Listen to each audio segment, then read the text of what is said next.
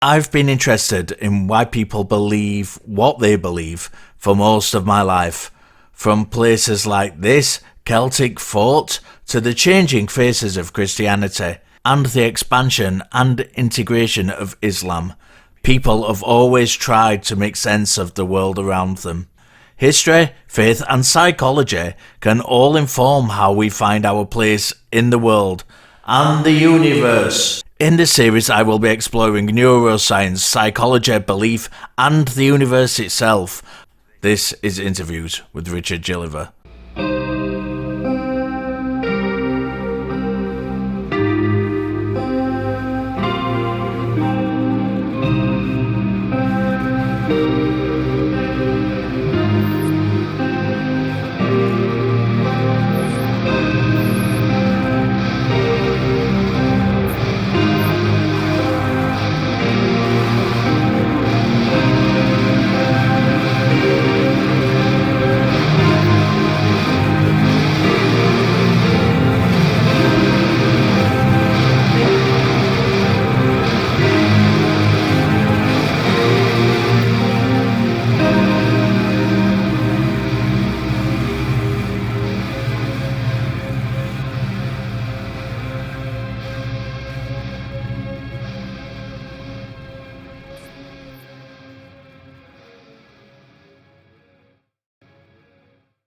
I am joined today by the author of A Human History of Emotion, one of the world's leading experts on disgust and emotions, and an independent researcher and consultant in the history, language, science, and philosophy of emotions.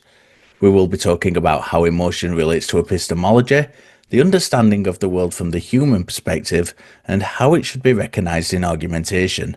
Please welcome my guest, writer Dr Richard Firth Godbehere. How are you, sir? I'm good. I'm very good, actually, at the moment. I had a summer of not eating and it seems to have worked, so that's nice. Brilliant. Lovely, lovely. You are looking very, very healthy, I have to say. Yeah, 20 kilos nearly now. Wow. Which is I don't know what that is in real weight, but I know it's a lot. About the same weight as my wife. So this is going to be an interesting one, I think. We're both communicators and speak to people who we disagree with quite often, and very often in the atheist space, there is perhaps assumption and perhaps self-indulgent narrative that atheists and skeptics are somehow immune from making arguments with logical bias or emotional bias. And this, as we both tried to explain to our side of the debate, is of course absolute codswallop. I am currently writing my first book, which is about reality, our place in it, and how we assess it. And I wanted to talk to you about these subjects because you are, apart from being my friend, a very clever chap, especially when it comes to emotion. So before we get into the specific questions, tell the people who you are and why such luminary figures as best-selling author and science communicator Dr. Dean Burnett, and of course myself, seek out your opinion when we are writing about emotions. Oh, the latter, I don't know. In the case of Dean, it was because he basically was going to write a book about emotions, and he sent me an email saying, what tips would you give me? So I sent him an email back and went, everything I know might just be wrong. Can we have a chat? And I had a chat much like this, and it sent him off in a new direction to his rather excellent book on emotions, which is all about how he dealt with his emotions after he lost his father during COVID. Brilliant book. Yes, it is a very good book. And but yeah, I am trained initially as a historian, went to Cambridge. It's that good version of Oxford, and studied history, studied early modern history. And while I was doing that, I got very into the way that history understood and viewed emotions. And that led me down this path where I got more into that side of it. Originally it was equal, and then this sort of science side took over, where I got particularly into the history of disgust, because disgust is a very important emotion. It's a key emotion it's what some people call a gatekeeper emotion, in that it has a moral gatekeeping role. And it's which is interesting because in some respects it only goes back about 400 years. We've only had it for 400 years, and that's something we can get into later, the complexities of how emotions work. But and from there I've learned about more general emotions. I wrote my book about sort of introducing the world, or part of the world, to the history of emotions, what the history of emotions is, and how you can look at emotions historically. And that's put me into a position where people seem to come to me when they want to ask about emotions, particularly disgust. I always say my colleagues say that if they think of something disgusting, they then think of me, which is seems to be the case for all of them, whether they agree with me or not. But yeah. So that's me. I don't know what else to add. What more do you want? Quiz me. Quiz you. I will quiz you. I will indeed quiz you as you ask. So we assess the world through our senses. And what many people don't often think about is the fact that non-human animals have their own sensory bubble through which they assess the world as well. Their bit, if you like, of reality. This Umwelt, as it's known in biology, takes our shared reality, the cosmos, and distills it through our senses to create our species-specific interpretation of the world. So how important are emotions in the human Umwelt in creating our interpretation of reality? So on the most basic level, how much of what we experience is emotion-led? It's a very complicated question because there are a few ways you can think of emotions. One way you can think of them is as a monitoring system. So imagine the body is on balance. A perfect body in a perfect world would be perfectly balanced and everything would be working fine and you'd just be running along in neutral. But when something goes wrong, we need to know that it's gone wrong. And so we have feelings, a whole swathe of feelings, from pain to indigestion to hunger, whatever. And they are the arbiters of information that this equilibrium is out of balance in some way, that you need to do something about it. And part of that feeling is a subset. And this is very much a subset that we've decided upon, because the one question I always get asked is why is hunger not an emotion but disgust is, when they're kind of the opposite thing. One subset is these emotions, and they are just bits of information. You can see them as bits of information that tell us something's off, something's wrong. We have perceived something, and our body say, well, hang on a minute. So to take my pet favorite, disgust, it tends to tell us something might poison us or be a pathogen. We seem to have developed, or most animals, there are people in my field that argue this goes right back to bacteria, which will back off from something that they think cause it harm or might not be pleasant to ingest, which is kind of disgust, I guess. But it has a job of stopping us from all the species wiping out, because we all eat rotten apples. So we've developed this we can't have that. There's something wrong with that. That's going to poison us. That's going to cause us a problem. And our body perceives that as a bit off. It goes, oh, I want to eat. No, there's something wrong. And that's a way of looking at emotions. So that's kind of how they feed information to us, give us this perception of reality. And that's kind of, I think, one of the best ways to look at it. But another way that's argued by people like Lisa Feldman Barrett, and is not it is not mutually exclusive to what I just described, is that they are predictions. So not only do we feel off, but the reason we feel off when we see the rotten apple is because our body's predicting that it might make us ill. And they happen to protect us from things, not just to tell us about things. They know something's going to happen and pop up and go, whoa, don't do that. So you stand at the edge of a cliff, you feel frightened because your body's predicting that if you take another step, it's going to be uncomfortable. So it's like, we'll say, no, stop. So there's a kind of, the reality of it is that they are our guides, our protectors. The natural question that arises from that then, I think, is if the cliff thing's kind of self-explanatory. Regarding things like apples, how do we know in advance? Is this something that comes after learned behaviour, or is it something innate within us? There's a very good question. Now, a lot of it seems to be with emotions to me, and I will just give you the caveat and give the viewers the caveat that emotions aren't settled. We don't even know how to define them. The last count, there was a couple of hundred different definitions. Every time, if you go on to Google Scholar and look up, get yourself half a dozen papers on emotions, and I guarantee you, the introduction will begin with, we define emotions as, and you think, surely we know what they are. Why do you have to keep defining them? Why are all the definitions different? That's because we kind of don't know exactly what they are.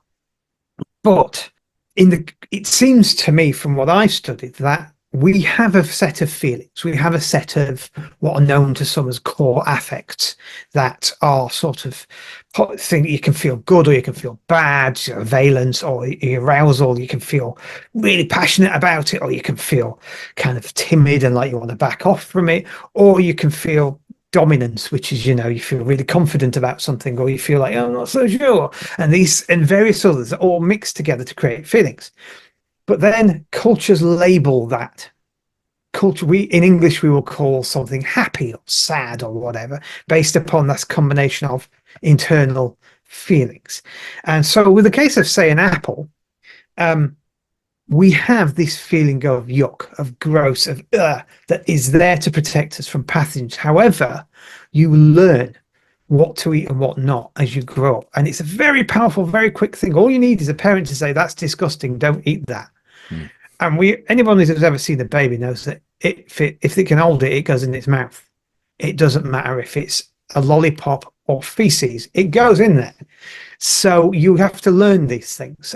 Anybody who's eaten Scandinavian delicacies knows that we all have different disgust thresholds. So, and I have, and they're surprisingly nice once you get past that bit. But yeah, so it is again. And I often say that in emotions there's a debate whether it's nature or nurture, and the answer is yes. So yeah, that's kind of how it is. Do you think then emotions limit how much we can impartially interpret reality? So are they in an impenetrable barrier to our search for an objective reality, or is it just a case of recognizing them in that search and working with them, working alongside them? I think that you can go some way towards recognizing them and working with them, but your upbringing and your culture will always create biases, and some of them can be the kind of things you might not even understand or be able to wrap your head around. So, for example, I was once doing a talk at a philosophy society in London, the London Philosophy Society. Took ages for them to think of the name. And we were sat around a table. It was a great big table. And there's this lady from, I forgot, she was somewhere in Africa, Central Africa. And she said, the thing I found interesting when I moved to this country is that you think of emotions as being an individual thing, that you feel emotions and I feel emotions. So I was raised to believe that my village had emotions. We shared the emotions. So if something happens, as a village, we would come to feel it together and then make decisions based on it. So it's a kind of an individualism versus collectivism thing, even at the level of emotions. Now, we individualist Westerners hear that and can't even really imagine that. And it took her as long to get used to, I feel this, because she didn't get that. She was like, well, what do we feel? How do we feel about this? Where are we going? And so there's always going to be that. There's always going to be this sort of element that you don't, the old unknown unknowns when it comes to emotions, these unknown biases you have from your feelings, from your culture that you rate. But you can spend time stopping and thinking about what you feel. It's a whole massive field of emotional intelligence that makes leaders into great leaders, because they do these emotional intelligence courses and learn that they need to listen to other people's feelings and their own feelings and understand what they are before they make a rash decision as best they can. And so you can get, let's say, 90% of the way there. But anyone tells you they're 100% rational, it's talking out of their backside. Can't be done. Yeah. So when we're talking about this cultural divide, if you like, then yeah. And when we're placing that in the human umwelt, the human sensory bubble that experiences the world about it, is it? I assume that we're all feeling the same thing, but we have a different linguistic model of how to express that. Yeah, we are feeling. we are feeling similar things. We can never know whether we're feeling the same thing. We don't. I mean, it's the old classic student stoners question: do you see my red as purple? It's kind of, you never know. We don't know, but there are clearly certain things that seem to be a little bit more universal. There are no. I'm going to upset anyone who likes Disney, but Inside Out's a lie. There aren't basic emotions that all humans share that live in your head and argue. Well, they might live in your head and argue, but they're not basic if we don't all share them. But there are certain, if you like, family resemblances. To go Wittgensteinian, there are things that you could put in a bubble, and the English might label that as anger, but they might call it something else. It might be difficult. So, for example, there is a tribe in Africa, what's now known as Ghana. I can't remember the name of the tribe, but they have a expression of anger as being like weeds growing out of the chest. So it's a feeling that comes from here, and it's something that they need to cultivate to get rid of, or it will poison them. Yeah. Which is an interesting description of a feeling, and not one that most English people, most Brits would, or Americans, or whoever would get. It's like, but even so, but there's also this thing where sometimes there's an emotion that somebody gives you a word for it and describes it, and you go, "Yeah, I've felt that.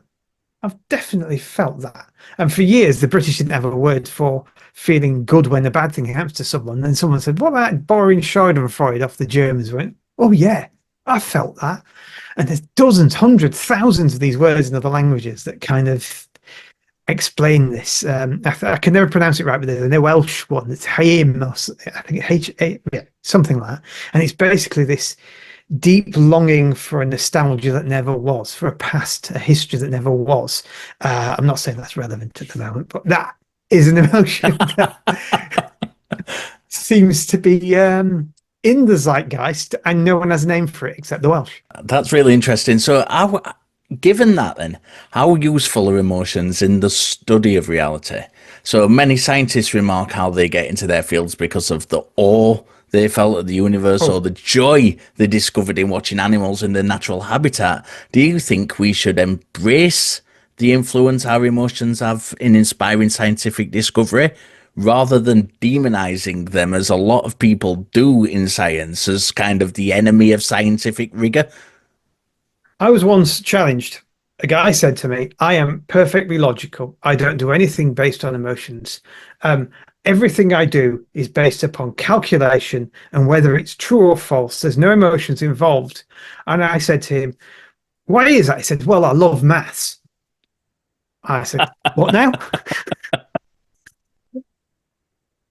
And that's great. He loves mathematics. So he embraces it and uses it to make his decisions. He claims everything's based upon Bayesian principles. I doubt he gets up in the morning and says, "Do I want coffee or tea?" Then goes to a chalkboard and works out the Bayesian to work it out. But the fact is, having a passion for something makes you want to do it. No science will get done if people didn't love it, if people didn't get excited by it. It's essential. And curiosity, awe, drive, things that a love and a wish to know more is so important to science. And sort of anger and hatred and frustration and all these things also guide you in. You've done the experiment trying to prove your hypothesis for the thousandth time. It's falsified again. You're going to feel anger and frustrated and annoyed, but that's guiding you to come up with a better hypothesis. If you just felt neutral, if you were Spock, I'm like, okay, well, maybe I'll do something else. And you go somewhere else and never crack it.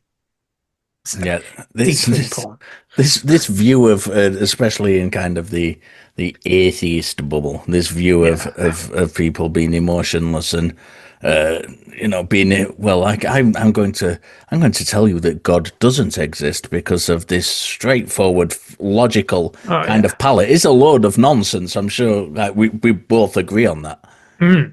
Nobody's ever reasoned themselves into believing in God.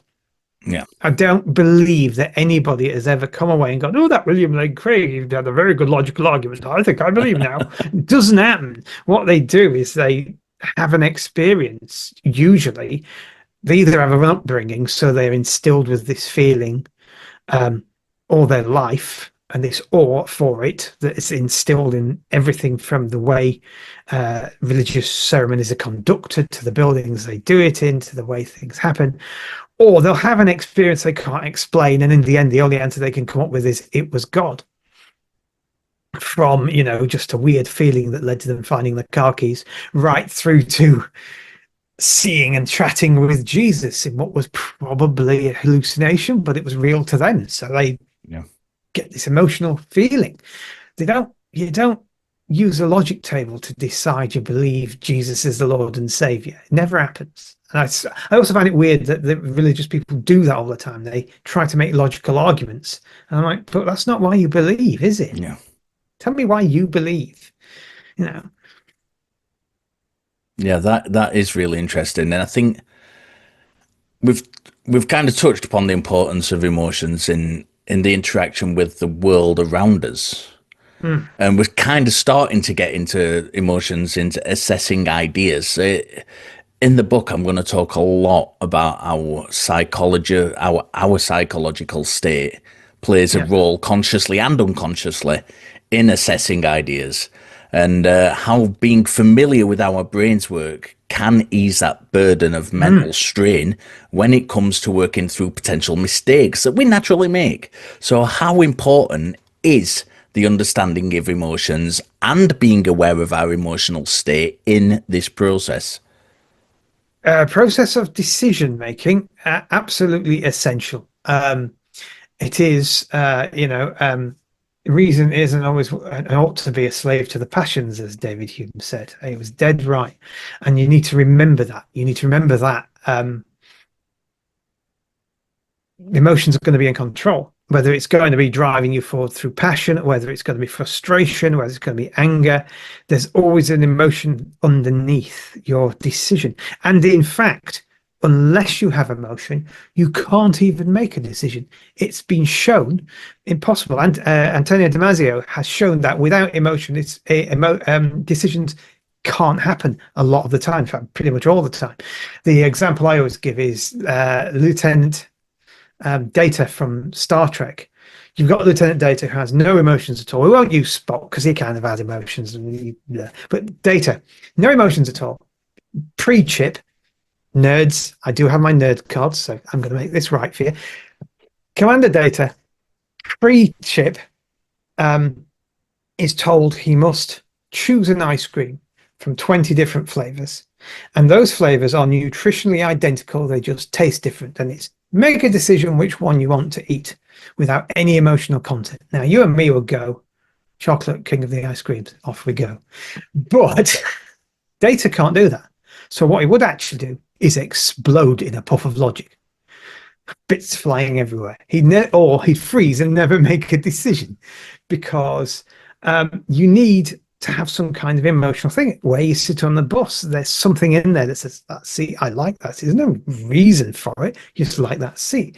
Even when you are doing something complicated like a mathematical equation, the next thing you might do to try and solve it will be guided by a feeling. It will be, is it that or is it this? And that's part of that whole prediction mechanism of taking in data and your body going, oh, no, if you put that in that equation, that's going to be wrong. That's going to be weird. Oh, no, put that instead. It's all deep in there. And I think people who, like I've said before, people who try to claim to be purely logical are lying to themselves. So just embrace it. Just understand that it's there. At the same time, don't have a hissy fit and a tantrum about things, because that won't solve anything. You've kind of got to be aware of what you're feeling, and if you are doing that equation, you get to that point where you go to solve it and you go, that don't feel right. Just for a second, think, why doesn't it feel right? Oh, because, and your brain will pop up why, 9 times out of 10, and you'll carry on with your solving your equation. But if why you don't feel right is because I think sigma is an ugly letter, that's probably not a good emotion to have. So yeah, be aware that it's going to be there, and it has to be there, or you will be stuck like Data, never eating ice cream, and that's a fate worse than death. Yeah, I'm gonna move on more to an awareness in the next question, but before I do, with you mentioning Antonio Damasio, I Yeah. just want to slip in for everybody who's watching this. If you haven't read any of Damasio's work, read it because Mm. he is brilliant. He Yeah. really, really is brilliant. I will warn everyone in advance that he is dry. It is not Yeah. an interesting read, but from the point of view of stirring up, if you like, emotion and like it being exciting and it doesn't leave. If you read Richard's books or Dean Burnett's books, you're going to be taken on a journey. You really, really are. Antonio Damasio is very much about giving you the facts. And Yes. his books are thick as well, so be warned. But they are Yeah. worth the effort. They are really, really worth the effort. The best introduction to him, the one that he comes closest to being least dry, is Descartes' Error. It's called, and that's his sort of trade paperback book. The feeling of what happens now, that is dense. So avoid that. Go for That was Descartes' my Error first. introduction to Was it? Damasio. Yeah. That's his academic book, really. That's the one that cost 150 quid when it came out. It's supposed to Descartes' Error, which is 7.99 at a good bookshop probably these days. So go for that one. Yeah, really do read DiMaggio is brilliant. So going on to what the last point you've made, which was actually where I wanted to take this next anyway, was do you think we can control our emotions? So we are both familiar with meditation practices, and you talk Yep. about Buddhism and Stoicism in the human history of emotion. Is awareness of our emotional state really a golden ticket to being more aware of the world around us and in turn our assessment of ideas? And if so, do you have any recommendations for people for how to incorporate better awareness into an epistemological framework? So that is to make it a little bit more simpler for people who aren't quite familiar with the language. How do we use better awareness to our advantage when we are trying to assess different ideas and viewpoints about the world? Now, it comes down to what I said originally about emotions, that they are kind of an information, a prediction that your body has. And there are things your emotions can do prediction wise that are not beneficial. So, for example, it can worry about the past constantly. It can constantly go, what is that wrong? Was that wrong? Was that wrong? Was that wrong? Which is at its worst frustrating, at its best frustrating, at its worst clinical depression.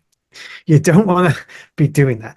On the other hand, you can also have the same problem with the future. What's going to happen tomorrow? What's going to happen? What's going to, did I do that? Will that lead to that? Will that lead to that? Which at its best is annoying. At its worst is clinical anxiety, you know. And so one of the things the Stoics and the Buddhists and pretty much, I've actually been looking into this recently. The research I've been doing recently has been looking into emotional resilience. And one of the things I found that you can find in everything from ancient Buddhism through to the German Romantics, through to existentialism, is this idea that now is what matters, right now. And so with emotions, the like I think the best thing is to, I'm going to say, cultivate mindfulness. I was trying to think of another way of putting it, because I know some of the people watching this will be like, oh God, mindfulness is being a hippie. Listen, I do yoga, I meditate. I used to own an electric car. I'm kind of a hippie. And that's just the way it is. I was even a vegan for a bit, and then I changed my mind because steak.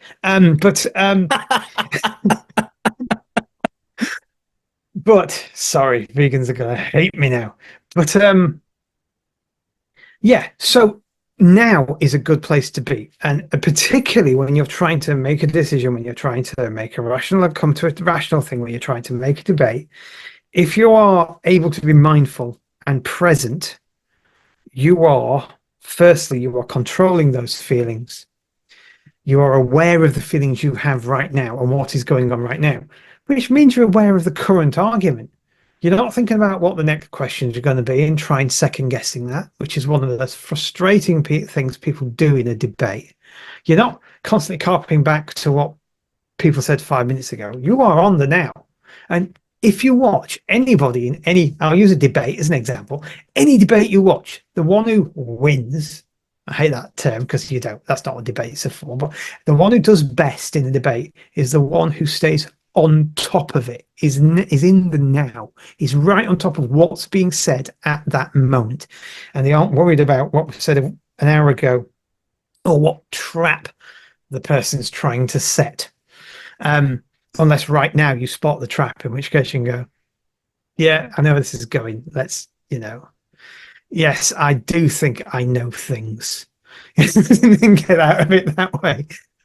I do think it's possible to know things. Go, hey. But yeah, try and keep in this moment. And that way you will understand how you're feeling, you'll understand what the argument is, and it will keep you centered. It will keep you, and whether that be writing an essay and trying to understand the arguments, whether that be writing a book and trying to understand what's come together, or understanding your debate challenger, stay in the now. Keep your feelings where they should be. Don't get anxious about the next question. Yeah, I think that's great advice, and I think a lot of people do shy away from it because of the kind of esoteric, if you like, connotations. I've been meditating for many years, and Yeah. it's only brought me benefits. I don't have a spiritual bone in my body. In fact, I Yeah. don't even like the word spiritual being used. I think it's confusing. So yeah, I think that is great advice. Everybody Mm. go out and just, you don't have to go and join a monastery. Just, just practice being in the now. And it's funny because in the book I actually give a couple of exercises of how to do this as well, Yeah. in order to, better recognize, first and foremost, feelings within ourselves. Yeah. Yeah. And if you don't want to sit cross-legged thinking about nothing, it's not thinking about nothing. Anyone who tries to do that is never going to meditate. They're just going to worry about the beans on toast. But if you don't want to do that, there are other things. Like, for example, my wife goes climbing, because climbing, you've got to be in the now or you're on your ass. Yeah, There's no two ways about it. So it's a absolutely. great way of being in the moment for like half an hour to an hour and just letting everything go and thinking of a thing, just one thing. And by the end of it, your mind's clear, you feel calmer, you know. Um, I do meditation. As I said earlier, I've been doing yoga for the past 6 months. And again, it's not, you don't have to think of it as spiritual and weird. Yoga is basically strength training and stretching done carefully. Yeah, That's all it is. There are things in there that you could look at. If you look at the science of it, there's certain poses that work your muscles, certain poses that stretch your tendons, certain poses that glide your veins to get them out, and sinew to get them out of the way so you can stretch further. All stuff you will do a physiotherapist, except the physiotherapist has a science degree and the yoga person usually has a VW Beetle. That's kind of the main difference between them. Well, it's just 4,000 years ago, some old Indian blokes fell into something and it works, so they kept doing it. That's all it is. There's good science behind it. I happen to know that you have just finished writing your new book, which kind of follows on from the final chapter of A Human History of Emotion and takes a deep dive into AI. While this isn't going to be something I dive into a lot in my book, I'm very interested in your take on how it impacts how we are assessing information around us, using it as a tool, and its usefulness. Is it more of a hindrance than a help currently? And do you see its function changing as time moves on? Oh, it's a very big thing to unpack. I think it's going to be extremely useful in a lot of ways. Um, it's going to be, I mean, people have been talking about worrying about, oh, it's going to write things for us. Well, you know what? I think what it's going to be is it's going to be the writing equivalent of a TV dinner. It doesn't mean people won't want to still go out to restaurants and get the good stuff. Yeah. So writers are, that's people who kind of write might find their lives as impacted, but people who live to write, some of us, poor afflicted sorts, we will still be writing for people because AI writing all sounds the same and it's all awful and it's not just the M dash thing. It has this habit of going, it's having sentences that begin with things or paragraphs that begin with things like, what's amazing is double dot. And you're like, Stop it, calm down. I asked you to write me a small piece about socks. Calm down. But when it comes to the emotions, the biggest use of it is I have to take you through a little journey. Remember this little company who caused a little bit of trepidation, I should say, called Cambridge Analytica, who during Brexit, basically, they used what was called sentiment analysis, which is a kind of a crude system of evaluating people's emotions as to whether something makes them feel good or makes them feel bad, and then using that to hone in on certain people and send them certain messages. And there's a debate that they made a big difference in the outcome of the Brexit referendum. My old mate Carol Colgwalla was taken to court for suggesting it, and she won, but she's still kind of scared they're going to come after her again, and she's scared what AI is going to do. And this is why, because now that stuff, that is the most basic bottom tier. We then went on to something called emotional analysis. Now, emotional analysis takes, I was talking earlier about this core effect and these sort of what are known as the circumplex system of emotions, where you have valence and arousal and dominance things. Well, it can map you onto that based upon your language using texts, your facial expressions, your voice, your vocalizations, and they are adapting it to different cultures and different languages specifically. They're not sticking with the old universal emotions, Disney, Paul Ekman kind of thing. They are really being careful with it, and that can really send you, or is already sending you things and messages to try and get you engaged. So if you go on, if you're someone who's old enough to still use Facebook, then you might find that a lot of the posts you get, the first comment you see is something that's going to make you angry. You're going to want to click and you're going to want to respond. There's no mistake there. They know what's going to push your levers. They are tracking that stuff.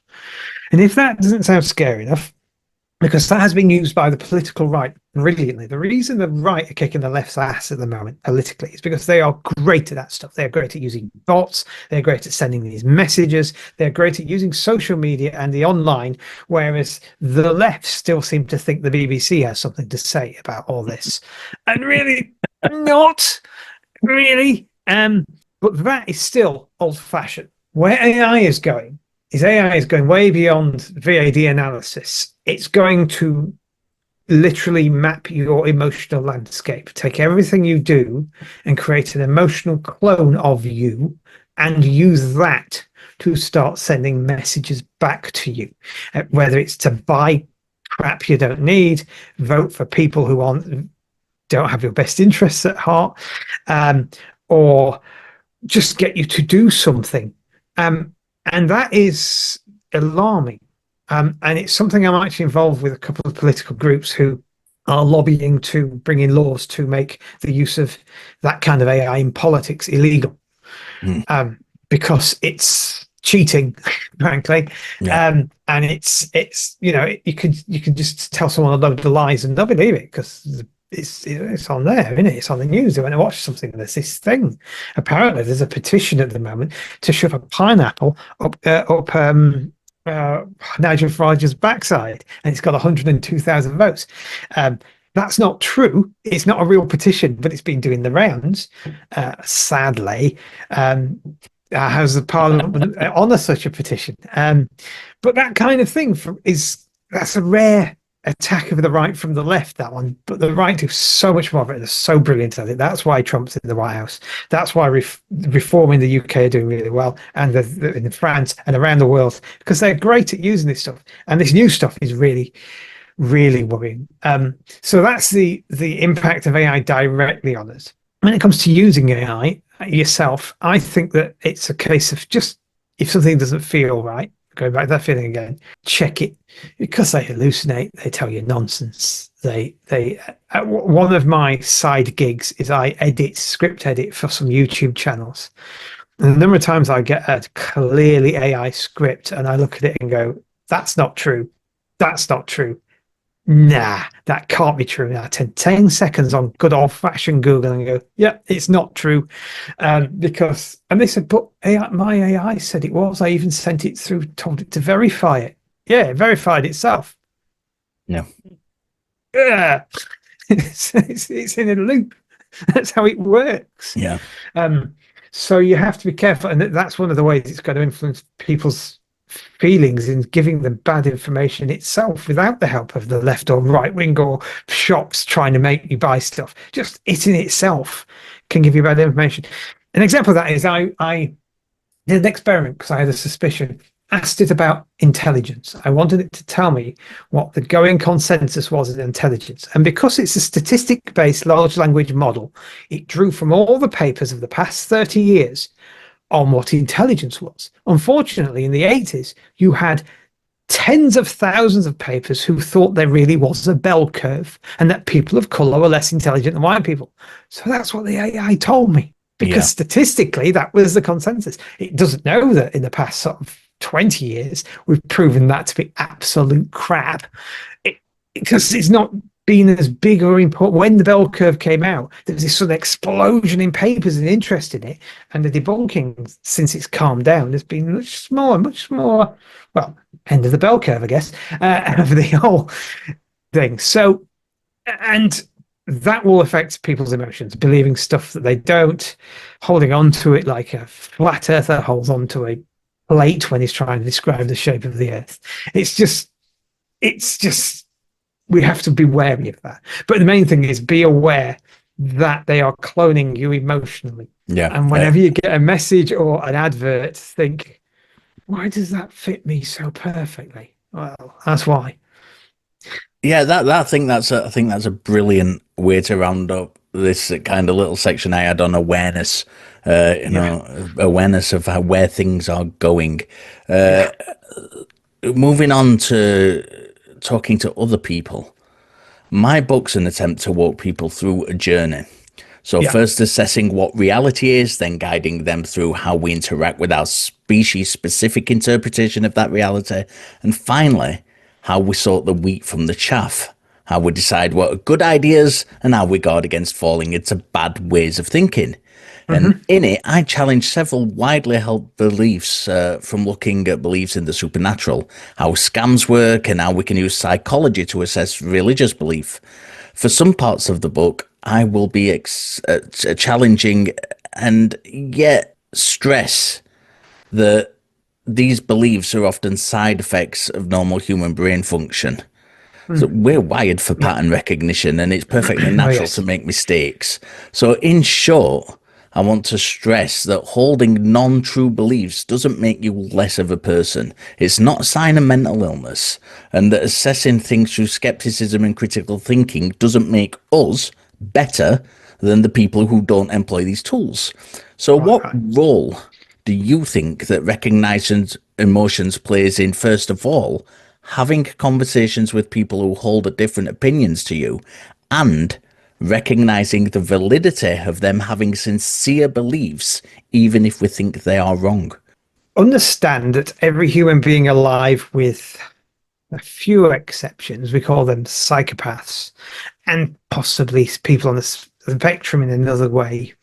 That's for another time. But understand that most people are an identity. They have an identity, and that identity is very much made up of an emotion complex within them that validates themselves and makes them understand themselves and makes them feel who they are. And what happens, what I told you about that prediction of harm that might come if something is off kilter, when you challenge someone's a belief so deeply held that it is part of their identity, that emotion of, oh my God, I'm under attack, panic, fight, scream, kicks in. Because it's not just a rational idea. No one's got a, like we've been saying, no one has a rational idea of the world that they've come to. There's always an emotional element, and it's deep within your identity. Just think, the person who you're speaking to, the person who believes what they believe that you do not, the flat earther, because they're interested, who is convinced the earth is flat, the few of them that aren't grifters, the ones that are genuinely convinced, those ones will tell you, but NASA's changed all the data and the world is clearly not round and they're lying to you. Now, what happens to you? Do you feel like you're suddenly going defensive? Do you feel like you're suddenly under attack? You're attacking science. You're attacking what we know from Jesus. What kind of fool are you? That rage, that you feel is your identity being protected by your emotions. They're doing exactly the same. Understand that that's what they're doing. They feel this stuff. They don't just think it. It's part of them. So kind of understand that when you talk to these people, you're trying to get through a shield of identity, and you're trying to get through them as much as they might put up. It's as if you're coming at them with a knife. I mean, literally, neuroscientifically, it's as if you're coming up with them at them with a knife, and they are holding up to fight up against you. Same bits of the brain light up. I hate using the phrase light up because our brains work, but the same bits of the brain light up. So you've got to kind of back off and think, hang on, if somebody was in the corner and they were convinced I was coming at them with a great big sword, how would I convince them I'm not? And convince them that this room's okay? Convince them to come outside with me and have a chat about the fact that their room isn't blue, it's pink. How would you do that? You say my room is pink, you're going to stab me. Kind of approach them as people who are scared and angry and frustrated and think that you are coming at them, bro or sis. Because I think that gets you a lot further. I mean, I find it really hard. I find there are certain people out there where I just go, oh God, I just want to. But you've got to take a step back. You've got to breathe and think, no, this is what they believe. People who've been, luckily our village isn't so bad, but the town, there's lots and lots and lots of flags up, and there are people posting about them, and there is a sinister undercurrent to these flags, but they'll always say, no, it's patriotism. And I've got to understand that their belief is that the sinister undercurrent they think it is, to them, is the patriotism. Yeah. And try and get around that and talk around that. And it's the same with people who believe that Jesus is their Lord and Savior and came and spoke to them in the kitchen one night after they asked him to. That's their identity. That's everything to them. So that's my advice on that. Yeah, and following on from that, and I think it might have partially already answered this, but I want to kind of throw a little twist in there and see if you're following the same track, or if you might give some different advice, Danny. We'll see where it goes. Do you think our emotional responses do and should change when confronted with different sorts of erroneous beliefs? For example, how does our emotional response change between talking to a Middle England, Church of England pensioner, telling you Jesus loves you while offering you a cup of tea at a village fair, and a racist evangelical pastor screaming Jesus loves you in your face while engaging in street evangelism? Functionally, the message is the same. Yeah. But I imagine, especially given what you've just said, our emotional reaction would be very different. So should it be different in these two examples? And can we and should we do anything about it when we recognize that difference when it does show its head? I think often in that case, the other person is different. And so there is a difference there. I can tell you a story. Back in the day, I used to live in Finsbury Park. And Finsbury Park has kind of a famous mosque. And one of the nicest conversations I ever had was actually on Eid. And I met this Muslim who was giving out Qurans and stuff. And I took one because it's a free book and I can't resist. And so I took the Quran and he said, oh, did you want to come back? I said, yeah. So I went back later for a chat. Why not? And this guy was lovely. He took me inside. He fed me. He gave me a can of the weirdest drink I've ever had. It was kind of lilt but cola flavored. I don't know what it was. It was great though. And we had a long chat and back and forth about what he believed in the Quran. And I was like, yeah, but those things you think are premonitions are either, because I have this thing that's either wrong Aristotle or obvious. And I'm like, and we had a great chat. And of course I could, because of the person was so open, we could have a great chat and we could leave disagreeing, having both had a great chat and a nice curry. But there are people who were at that mosque who that wouldn't work with. A famous guy with a hook in Yeah. particular who Yeah. wanted me dead. Mr. Habu Hamza, I believe he was. That's the man. And I do not think a gentle chat over a dinner would have worked with him. I'm not sure. There are some people who I think are possibly impenetrable. And I don't know how you can get through. I don't think you can get through to them. And I think you have the chance to debate them and you can keep your calm. You have to remember that you are not looking to talk to them. You're looking to talk to those over there who may be on the fence, thinking maybe this nut has got some ideas, and you can go, I don't think he has, and this is why. They may see that the person's arguments are flawed. Now, again, if you just scream at the guy, he's going to scream at you because he believes that's how you argue. But if you scream back at the guy, you're not going to convince as many people. Whereas if you sort of be mindful, see, I'm tying this all together now. If you be mindful and you stay in a place and you be aware of what your body's trying to warn you about, the predictions and all that kind of stuff, you can make that case. And that person over there will go, oh, Christ, he's a bit weird, isn't he? I'm not going to, yeah, okay. I will not go and bomb the local synagogue. I will be here and be kind and be a nice, maybe even Muslim, and maybe even a Muslim who is sort of on the fence. And we'll go, no, that's too far, that's wrong. And go and talk to the guy instead, to the guy I had dinner with, who's a lovely chap, who's one of the Islam is all about love and we are kind of guy. That's fine. I don't mind that kind of Muslim. They're great. Yeah. Lived amongst them for years. So, you know. Yeah, perfect. And a great way, I think, to kind of wrap that up. So we've talked about, this was about talking about my book. A lot of this advice is going to end up in the book. But enough about me. What's next for you? As I've previously touched upon, you've just finished your second book, and let me shout from the rooftops, because I'm not allowed to do it on Talk Heathen. Everyone should immediately run out and buy your first book, A Human History of Emotion, because it is excellent. Yeah, and that blue one is the English one, the paperback. It is in 18 different languages, so you can find it somewhere. I've just found out I'm a big hit in Ukraine, which is quite something. I'm amazed by that. I'm a bestseller in Ukraine, which is kind of humbling. That's great. I mean, it's not the first country you've been a bestseller in either, is it? No, Colombia, Peru, China, Russia. So China and Russia, it's great because I'm definitely going to get my royalties from them one day. But yeah, I've been traveling. They took me traveling. I went and did a little book tour in Colombia, which is one of my favorite places. Peru's pretty nice as well, but something about Colombia, I don't know what it is. It wasn't all work, the Colombia trip, if my rare recollection of your Facebook photos was anything to go by. Oh no, they look after you. To say they look after you is an understatement. You know, one of the biggest bands in South America came and did a special gig for us. It was a festival, it was a book festival, so we were at partying and all that. But in the middle of it was like 4 or 5 talks I had to give. And it was just so. But it was great. It was a great experience. I'm glad that happened. The next book's interesting because I don't know where it's going to go. I know it's definitely in China. The UK is going to take forever. I don't know if we're going to bother with America because America's weird.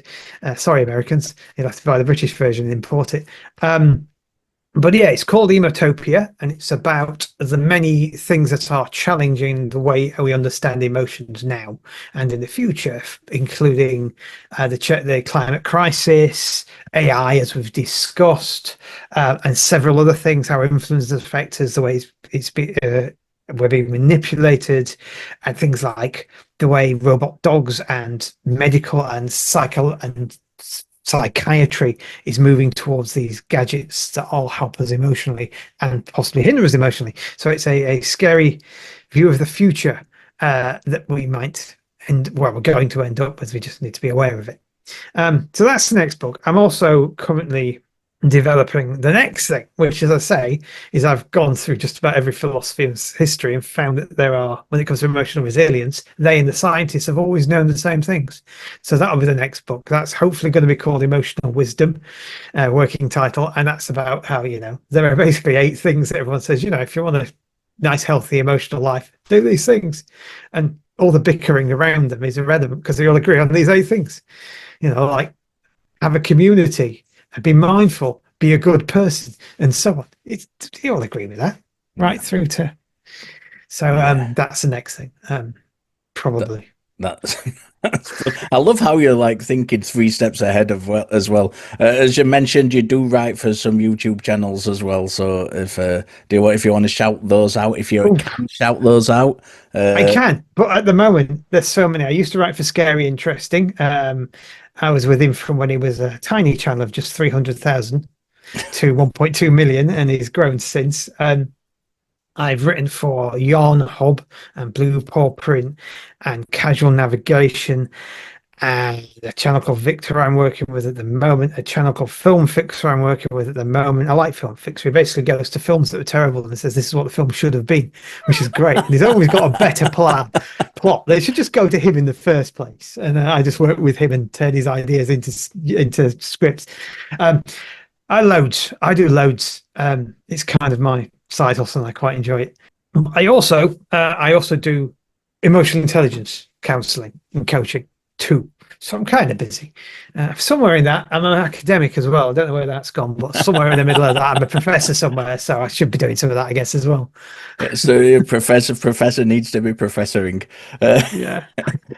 Dr. Richard Firth Godbehere here. Thank you for joining me. I'm going to do the formal bit. As always, it's an absolute pleasure. We will get out for that walk we keep talking about one day as well. Yes. And I've very much been looking forward to having you over here. I'm very glad we had this little soiree. I'm going to put links to your book and all your social media and everything down in the description below. All that jazz. Like, share, subscribe to everything. If you can and if you want to, and I will see you all very soon.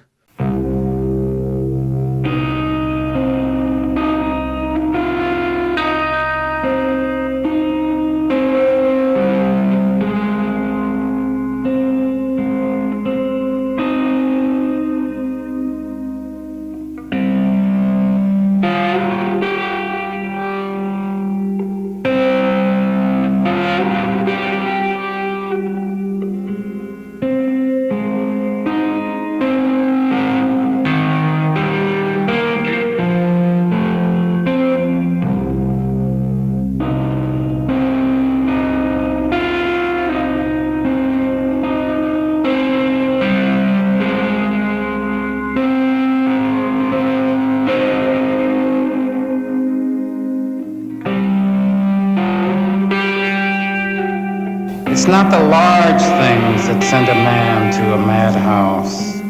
Death he's ready for, or murder, incest, robbery, fire, flood. No, it's a continuing series of small tragedies that send a man to the madhouse.